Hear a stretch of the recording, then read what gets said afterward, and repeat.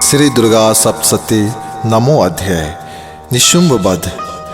राजन ने कहा, भगवान, आपने रक्त बीज के वध से संबंध रखने वाले देवी का चरित्र का यह कथा मुझे बताया। अब रक्त बीज के मारे जाने पर अत्यंत क्रोध में भरे हुए शुंभ और निशुंभ जो कर्म किया उसे मैं सुनना चाहता हूँ। ऋषि कहते हैं, राजन, युद्ध में रक्त बीज तथा अन्य दैत्यों के मारे जाने पर शुंभ और निशुंभ के क्रोध की सीमा न रही। अपनी विशाल सेना इस प्रकार मारी जाती देख निशुंभ देवी की ओर दौड़ा। उसके आगे पीछे बड़े बड़े असुर थे जो क्रोध से ओठ लपलपाते हुए देवी की ओर मार डालने के लिए आए। महापराक्रमी शुंभ भी अपनी सेना के साथ मात्र गणों से युद्ध करके चंडिका को मार डालने के लिए आ पहुंचा। तब देवी के साथ शुंभ और निशुंभ का घोर संग्राम छिड़ गया। वे दोनों दैत्य मेघों की भांति बाणों की वर्षा कर रहे थे। उन दोनों के चलाए हुए बाणों को चंडिका ने अपने बाणों से समूह से तुरंत काट डाला और शस्त्र समूहों की वर्षा करके उन दोनों दैत्य पतियों के अंगों में भी चोट पहुंचाई। निशुंभ ने तीखी तलवार और चमकती हुई ढाल लेकर देवी के श्रेष्ठ वाहन सिंह के मस्तक पर प्रहार किया। अपने वाहन को चोट पहुंचाने पर देवी ने अपने बाण से निशुंभ की श्रेष्ठ तलवार तुरंत ही काट डाली और उसकी ढालों को भी, जिसमें 8 चांद जरे हुए थे, उस ढाल को भी टुकड़े टुकड़े कर दिए। ढाल और तलवार को कट जाने पर उस असुर ने शक्ति चलाई, किंतु सामने आने पर देवी ने चक्र से उसके भी 2 टुकड़े कर दिए।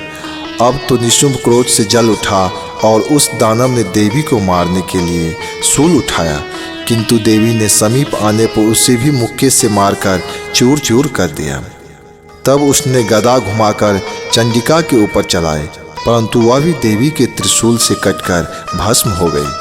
तदंतर दैत्यराज निशुंभ को फरसा हाथ में लेकर आते देख देवी ने बाण समूहों से घायल कर धरती पर सुला दिया। उस भयंकर पराक्रमी भाई निशुंभ के धराशायी हो जाने पर शुंभ को बड़ा क्रोध हुआ और अंबिका का वध करने के लिए वह आगे बढ़ा। रथ पर बैठे बैठे ही उत्तम आयुधों से सुशोभित अपनी बड़ी बड़ी 8 अनुपम भुजाओं से समुच्च आकाश को ढककर वह अद्भुत शोभा पाने लगा।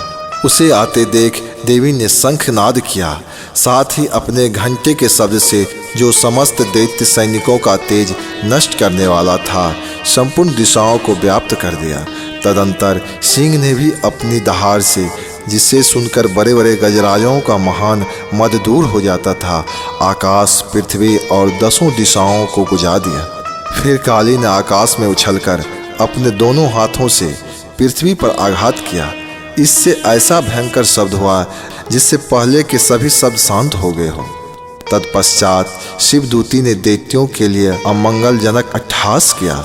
इस शब्दों को सुनकर समस्त असुर थर्रा उठे, किंतु शुंभ को बड़ा क्रोध हुआ। उस समय देवी ने जब शुंभ को लक्ष्य करके कहा, अरे दुरात्मा, खड़ा रह, खड़ा रह, तभी आकाश में खड़े हुए देवता बोल उठे, जय हो, जय हो, माता की जय हो। शुंभ ने वहां आकर ज्वालाओं से युक्त अत्यंत भयानक शक्ति चलाई। अग्निमय पर्वत के समान आती हुई उस शक्ति को देवी ने बड़े भारी लुके से दूर हटा दिया। उस समय शुंभ के सिंहनाद से तीनों लोग गूंज उठे। राजन, उसकी प्रतिध्वनि से वज्रपात के समान भयानक शब्द हुआ, जिससे अन्य सब शब्दों को जीत लिया। शुंभ के चलाए हुए बाणों को देवी ने और देवी के चलाए हुए बाणों को शुंभ ने अपने भयंकर बाणों द्वारा सैकड़ों और हजारों टुकड़े कर दिए। तब क्रोध में भरी हुई चंडिका ने शुंभ को शूल से मारा। उसके आघात से मूर्छित हो वह पृथ्वी पर आ गिरा। इतने में ही शुंभ को चेतना आई और उसने धनुष हाथ में लेकर बाणों द्वारा देवी, काली तथा सिंह को घायल कर डाला। फिर उस दैत्यराज ने 10,000 बाहें बनाकर चक्रों के प्रहार से चंडिका को चोट पहुंचाना चाहा। तब दुर्गम पीड़ा का नाश करने वाली भगवती दुर्गा ने कुपित होकर अपने बाणों से उस चक्रों तथा बाणों को काट गिराया। यह देख निशुंभ दैत्य सेना के साथ चंडिका का वध करने के लिए हाथ में गदा ले बड़े वेग से दौड़ा। उसके आते ही चंडी ने तीखी धार वाली तलवार से उसकी गदा को शीघ्र ही काट डाला। तब उसने शूल हाथ में ले लिया।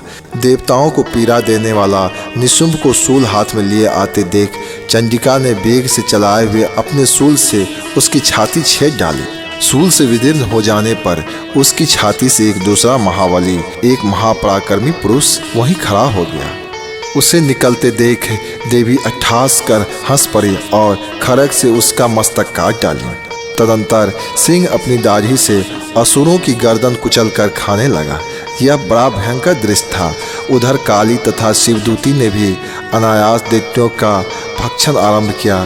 कौमारी की शक्ति से विदीर्ण हो कितने ही महादैत्य नष्ट हो गए। ब्रह्मानी के मंत्रपूत जल से निस्तेज हो कितने ही भाग खड़े हुए। कितने ही दैत्य महेश्वरी के त्रिशूल से छिन्न भिन्न हो धराशायी हो गए। बाराही के थथून के आघात से कितनों का पृथ्वी पर कचूमर निकल गया।